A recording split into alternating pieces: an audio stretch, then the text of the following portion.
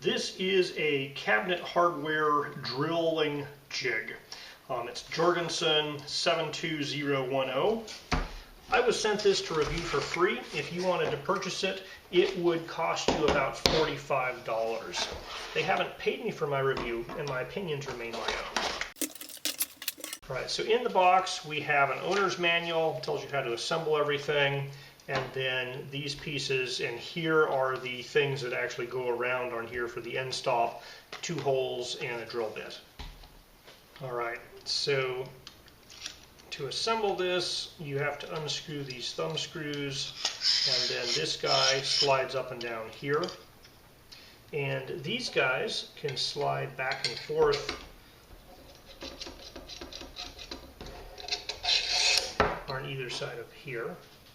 So I had to do multiple drawers, and the drawers had different width hardware, and the drawer heights were different heights. And some of the cabinet hardware was different heights as well. So when I did my kitchen, I made several jigs out of scrap pieces of wood, but having an adjustable jig like this would have really saved me some time. Now, one thing that's really important is that if you're off the top of the drawer here, this guy has to be parallel to that guy there. And it says here it's calibrated at the factory, do not adjust. So supposedly this guy should be completely parallel to the guy down there.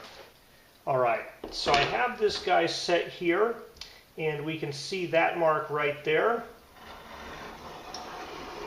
And it changed, the width did not change at all.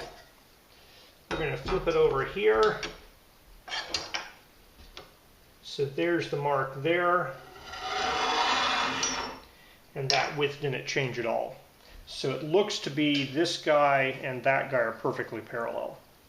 So they have gradations in inches at the top and millimeters at the bottom.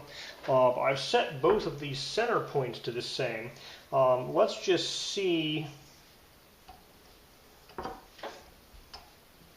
So I'm getting 47.4 there and 47.4 there. So it looks like the gradations are accurate there.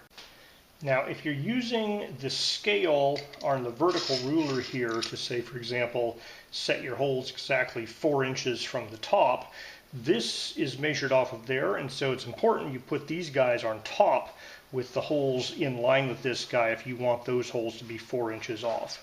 Pretty much minimum distance down is 1 inch here. So from the bottom of that resting point here is 1 inch, and so you can't put any holes closer than 1 inch without putting something between the top of a drawer and this guy. Now the maximum you can measure to is 8 inches. You could take these guys off, flip them around the bottom, and get maybe an extra inch out of it that way, but then the gradations wouldn't be quite accurate to the position of the holes. But if you're just doing all the holes at the same height, you could flip these around and that'd be okay. So these guys go out to 8 inches. I don't think I'd want them more than about 7.5. So you're looking at 15-inch hole spacings here for a really long handle. So it's got plenty of range, even for pretty large door handles. If you have a handle that is not going to be centered, the end stop here can be used so that you set them all at the exact same height, and you're basically then indexing off of both sides of this corner. Alright, material-wise, most of this is aluminum. The exceptions are these bushings here to drill through, so those are definitely steel. And these knobs look like they might be stainless steel. They're just very faintly attracted to the magnet. But all the black bits and the orange bits are aluminum. So you probably want to keep the box for storage, just because you can't keep it anything smaller than about that box size. And you don't want this guy to get tilted or bent, because if it were, then your handles would be off. So it's a relatively simple adjustable jig, but it really pays for itself. Just not having to do all that measuring. You set it up once, and then as long as all your drawers are the same, your handles are in the same positions, you can just go right through them.